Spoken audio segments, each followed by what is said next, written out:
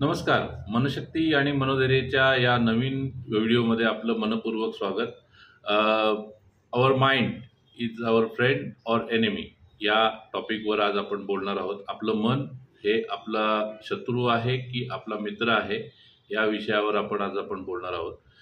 त्याच्या अगोदर मी सगळ्या लोकांना ही गोष्ट सांगेन की या वेगवेगळ्या व्हिडिओच्या माध्यमातून मी प्रयत्न करतो की व्यसनाधीनता आणि वेगवेगळे जे विषय असतात, ज्या विषयामध्ये आपल्याला काही ना काहीतरी माहिती मिळत राहावी, यासाठी माझा हा प्रयत्न असतो. जेणेकरून जे लोक आपल्या इकडनं ट्रीटमेंट घेऊन जातात किंवा ज्या लोकांना घरच्या घरी उपाययोजना करायच्या आहेत, अशा लोकांना काही ना काहीतरी एक बेस तयार व्हावा, जेणेकरून त्यांना त्यांच्या जीवनात काही ना काहीतरी बदल करता येईल.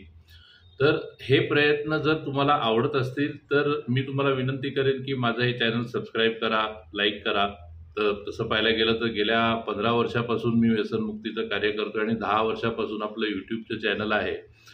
पण जितका म्हणावा तितका अजून प्रचार प्रसार त्या गोष्टीचा झालेला नाही. त्यासाठी म्हणून माझी इच्छा आहे की तुम्ही माझ्या चॅनलला जितक्या जास्तीत जास्त लोकांपर्यंत पोहोचवता येईल तितक्या लोकांपर्यंत पोहोचवा आणि जितक्या जास्तीत जास्त लाईक आणि सबस्क्राईब करता येईल तेवढं तुम्ही नक्कीच करा.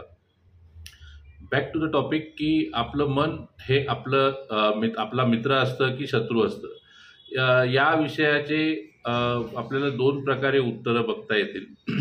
एक तर सगळ्यात पहिली गोष्ट आध्यात्मिक दृष्टिकोनाने बघायला गेलं तर मन हे आपला शत्रू आहे आणि सायकोलॉजिकल सायन्स किंवा जे काही आधार आहे किंवा आपल्या जीवनामध्ये जे काही बदल घडवायचे त्यासाठी आपल्याला जर काही कुठली गोष्ट महत्त्वाची ठरते तर ते आपलं मन असतं. लहानपणी एखादं मूल ज्या वेळेला आपल्या आपल्या आयुष्याची दिशा ठरवत असते, त्यावेळेला त्याला मनामध्ये कुठले ना कुठले तरी एखादं फील्ड, एखादं प्रवाह त्याला तो आवडत असतो आणि त्याच्यानंतर तो त्या गोष्टीकडे सिलेक्ट करत असतो की मला या दिशेने जायचं आहे. एखाद्याला क्रिकेटर बनायचं असेल, एखाद्याला इंजिनियर बनायचं असेल आणि या सगळ्या गोष्टी करताना तो त्या दिशेने प्रयत्नही करत असतो की बाबा मला या फील्डमध्ये मला क्रिकेटर बनायचं आहे, तर मला कोचिंग कुठे मिळेल किंवा काय मिळेल, या सगळ्या गोष्टीचा प्रयत्न करत असतो. पण पुढे गेल्यानंतर जसं जसं माणसाचं जीवनमान पुढे चालतं त्या पद्धतीने बघायला गेलं तर प्रत्येक वेळेला आपले डिसिजन्स, आपले कृती आणि आपल्याला मिळणारे परिणाम, या सगळ्या गोष्टी आपल्या विचार, भावना आणि कृती या ट्रायंगलमध्ये काम करत असतात. आपल्याला पहिले मनामध्ये भावना तयार होतात, मग विचार तयार होतात, मग कृती तयार होते किंवा बऱ्याचदा विचार डेव्हलप होतात, मग भावना तयार होते आणि मग कृतीमध्ये रूपांतर होतं. हा विषय जसा समजायला थोडा अवघड आहे, तसंच समजवायलाही तितकाच अवघड आहे. पण कुठल्याही माणसाला एखादी क्रिया करावीशी वाटते त्यावेळेला आधी त्याच्या डोक्यामध्ये ती प्रोसेस झाली, मेंदूमध्ये, मनामध्ये ती प्रोसेस झालेली असते आणि मग तो त्या कृतीमध्ये त्याचं रूपांतर करतो. तर ज्यावेळेला मी अल्कोहोलिकच्या बाबतीत प्युअरली म्हणेल की ज्यावेळेला तो सकाळी उठून दारूच्या दुकानात जेवायला जातो आणि तो तोंडाला जेव्हा दारूचा ग्लास लावतो त्यावेळेला तो पितो असं नाही, तर त्याने सकाळपासूनच मनामध्ये मला काय करायचं आहे हे ठरवलेलं आहे. त्याच्यामुळे मनामध्ये तो ऑलरेडी प्यायलेलाच आहे. तो 24/7 त्या विचारांमध्येच आहे. त्यामुळे तो त्या कृतीला बदलू शकत नाही. सो अल्टिमेटली आपल्याला ही गोष्ट बघायला पाहिजे की आपल्याला जीवनामध्ये जर शॉर्ट टर्ममध्ये जर निर्णय काही घ्यायचे तर शॉर्ट टर्ममध्ये आपल्याला निर्णय कदाचित आपलं मन आपल्याला फसवत असतं दरवेळेला की बाबा शॉर्ट टर्ममध्ये ज्या वेळेला निर्णय घ्यायचे त्यावेळेला आपल्याला काय काय पर्याय आहेत या गोष्टीचा विचार आपण जास्तीत जास्त वेळेमध्ये करत नाही.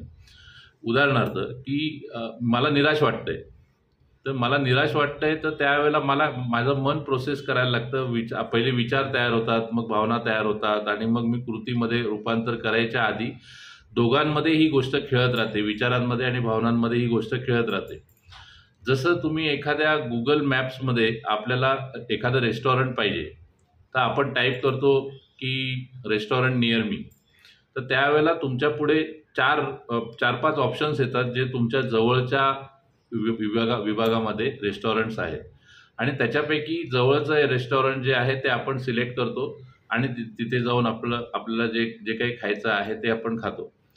पण कदाचित दुसऱ्या तिसऱ्या ऑप्शनमध्ये जर आपण गेलो असतो तो कदाचित आपल्याला खूप चांगल्या पद्धतीचा एक्सपिरियन्स आला असता, या गोष्टीचा आपण विचार करत नाही.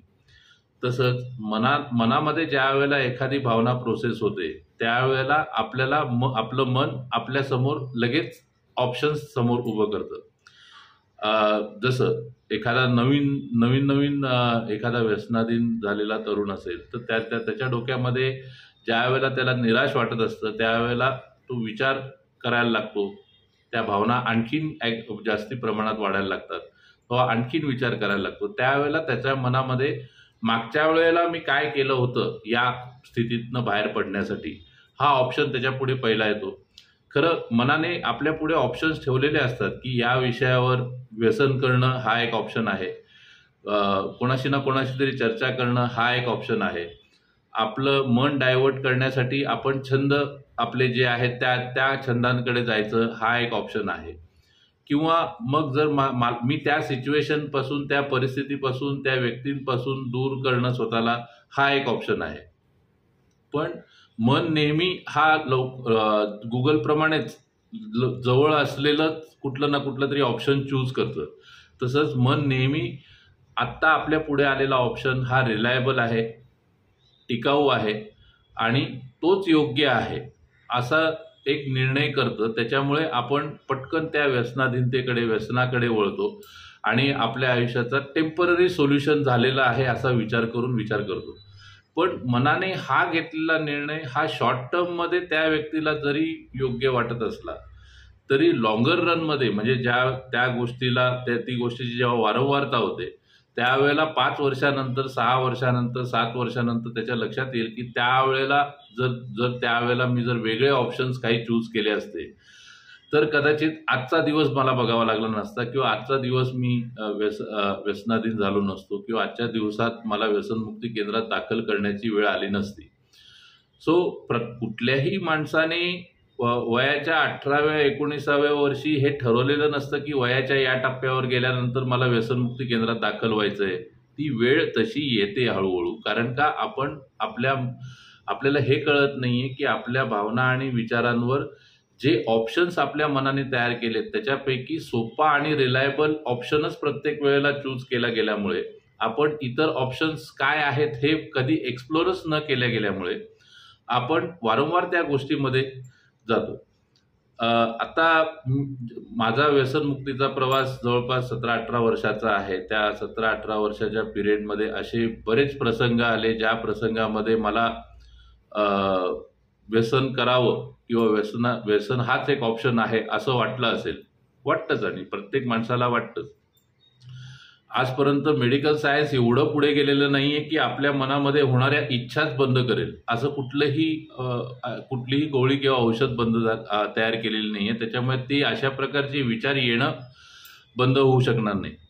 पण या 17-18 वर्षाच्या प्रोसेसमध्ये मी ही गोष्ट शिकलो की माझ्या समोर जी घटना घडतेय त्या घटनेमध्ये आत्ता माझ्याकडे ऑप्शन काय आहे.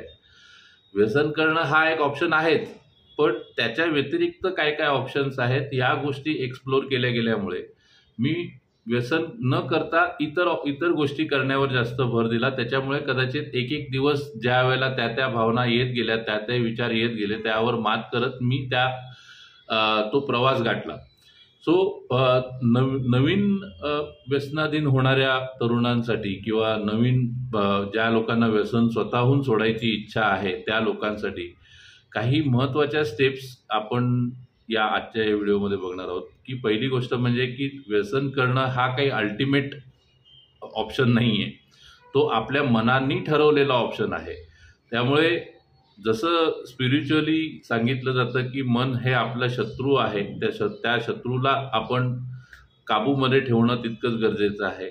मन काय करतं की हाच एक ऑप्शन आहे आणि हाच ऑप्शन जर निवडला नाही तर आपण या सिच्युएशनमधनं कधीच बाहेर पडू शकत नाही. एवढा मोठा हॅवॉक क्रिएट केला जातो आपल्या मनामध्ये. त्याच्यामुळे आपण इतर कुठलेही ऑप्शन एक्सप्लोर न करता डायरेक्टली त्या ऑप्शनकडे आपण जातो.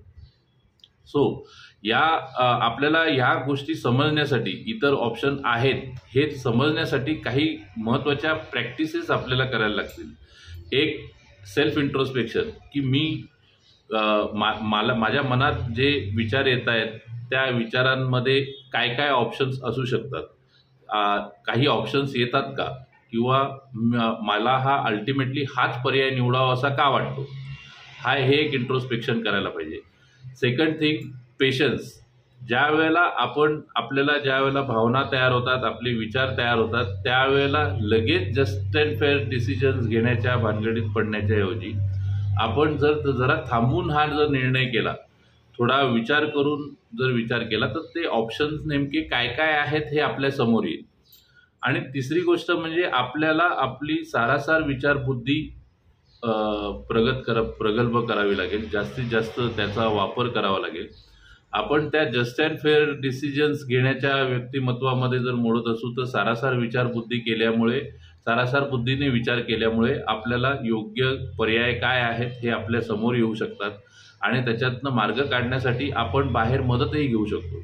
असं बऱ्याचदा बघितलं जातं आमच्याकडे, की मी दिवसातनं जे काही 50-60 आम्हाला एन्क्वायरीसाठी जे काही कॉल्स येतात, त्याच्यामध्ये बरेच कॉल्स असेही असतात की मला स्वतःला ह्या गोष्टीतनं व्यसनातनं सोडायचं आहे. तर त्यावेळेला हे फोनवर सांगता येणं थोडं कठीण आहे, की बाबा तू तुझ्या मनामध्ये काय काय दुसरे ऑप्शन्स आहेत ते एक्सप्लोर कर, किंवा तुझे हितचिंतक कोण आहेत त्यांना एक्सप्लोर कर, किंवा तुला या व्यसनापासून दूर ठेवणारी लोक दूर राहण्यासाठी मदत करणारी लोक कोण कोण आहेत त्यांचा तू सपोर्ट घे. हे सगळ्या गोष्टी मी फोनवर त्याला समजवता येणं शक्य नाही. पण अशा व्हिडिओच्या माध्यमातून किंवा काउन्सिलिंगच्या माध्यमातून ज्या वेळेला पेशंट माझ्या समोर येतो, किंवा मी जेव्हा ग्रुप सेशन्स, ॲक्टिव्हिटी सेशन्स वगैरे सगळ्या गोष्टी घेतो, त्यावेळेला मला हे फोड करून सांगता येतं की त्यावेळेला हा काही अल्टिमेट पर्याय आपल्याकडे नव्हता, की तोच एक पर्याय घ्यायचा होता, दुसरा कुठला पर्यायच नव्हता, अशातला भाग नाही आहे. सो आपल्याला आपले हितचिंतक कोण आहेत, आपले हितशत्रू कोण आहेत, आपल्याला योग्य पर्याय कशा प्रकारे निवडायचे आहेत, आणि तो योग्य पर्याय निवडल्यानंतर मी त्याचा पाठपुरावा कसा करणार आहे. आणि सगळ्यात पहिली गोष्ट, आपण जेव्हा एकदा त्या पर्टिक्युलर ट्रॅकवर चाललो, समजा की आपण एक आठवडाभर प्रयत्न केला की मी इतर ऑप्शन्समध्ये जाऊन दारूकडे जाण्यापासून स्वतःला थांबवलंय, तर त्याविषयी आपल्याला चांगलं फील व्हायला पाहिजे. मी एक आठवडा पिलो नाही कारण का माझे घरचे मला काही ना काहीतरी बोलतील, किंवा मला इतर लोकांकडनं ओरडा बसेल म्हणून मी एक आठवडाभर प्यायलो नाही, या गोष्टीला काही अर्थ नाही. आपण एक आठवडाभर स्वतःच्या हिमतीवर प्रयत्न करून दारूपासून लांब राहिलेलो आहे, या गोष्टीचा आपल्याला आनंद वाटायला पाहिजे. तेव्हा ते पुढे तो प्रवास, म्हणजे 6 महिने, वर्षभर, 2 वर्ष, 3 वर्ष, आणि तो एक इतिहास होता की बाबा मी व्यसनाधीन होतो वगैरे वगैरे, या टप्प्यावर आपल्याला जाता येईल. पण आपल्याला स्टेप बाय स्टेप जर जायचंय, आपल्याला प्रत्येक गोष्ट स्टेप बाय स्टेपवर जायचंय, तर मला जी गोष्ट शिकवली गेली होती माझ्या वेळेला, की 1 डे ॲट अ टाइम, फक्त आत्तापुरती विचार करा, आत्ता हा विषय आपल्याला कशा प्रकारे टाळता येईल, आणि आपण या सिच्युएशनमधनं बाहेर पडण्यासाठी आपल्याला काय काय ऑप्शन्स घेता येतील, या सगळ्या गोष्टींचा विचार करायला पाहिजे. तरच मला असं वाटतं की आपल्या आयुष्याला, आपल्या कुटुंबाला एक वेगळी दिशा देऊ शकू. आणि जसं मी तुम्हाला म्हटलं की म्हणजे आपल्या जो आजचा विषय आहे की मन हे आपला मित्र आहे की शत्रू आहे, आपल्याला मन नेहमी इझी ऑप्शन सांगणार आहे. मन हा नेहमी आपल्याला हेच सांगणार आहे की हाच ऑप्शन आहे आणि हाच ऑप्शन योग्य आहे. पण आपल्याला मनाला ही गोष्ट समजावी लागेल की बाबा रे, तुझे ऑप्शन्स निवडल्यामुळे आतापर्यंत झालेली जी अधोगती आहे ती तुझ्या ऑप्शन्समुळेच झालेली आहे. हा एवढा सेल्फ अवेअरनेस जर आपण आपल्यामध्ये जर क्रिएट करू शकलो, तर कदाचित आपल्याला पुढे गेल्यानंतर त्याचा फायदा होईल.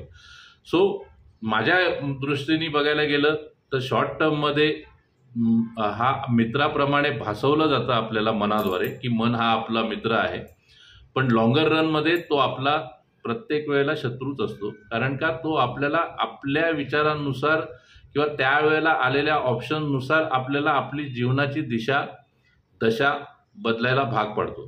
त्यामुळे त्या मनावर नियंत्रण मिळवणंही तितकंच खरं आहे. की आपल्याला उदाहरणार्थ की बाबा सकाळी आपल्याला लवकर उठायचं आहे आणि व्यायाम करायचा आहे, असं आपण आपल्या मनाशी आपण ठरवतोय, आणि सकाळी उठत असताना आपलं मन आपल्याला सांगतंय की थोडा वेळ थांब, झोप अजून. ज्या वेळेला ते मन सांगतं आणि आपण ऐकतो त्यावेळेला ते मन जिंकतं आणि आपण कधीच मग त्या गोष्टीतनं बाहेर पडून व्यायाम किंवा आपलं चांगलं बॉडी मसल्स वगैरे या सगळ्या गोष्टी बनवू शकत नाही. आपण आपल्या मनावर नियंत्रण मिळवतो.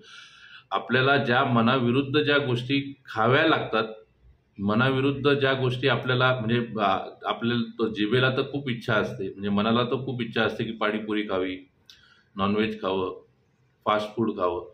जर आपल्याला आपली बॉडी चांगली बनवायची असेल तर त्या सगळ्या गोष्टीवर नियंत्रण मिळवावं लागतं. याचाच अर्थ आपल्याला आपल्या मनावर नियंत्रण मिळवावं लागतं.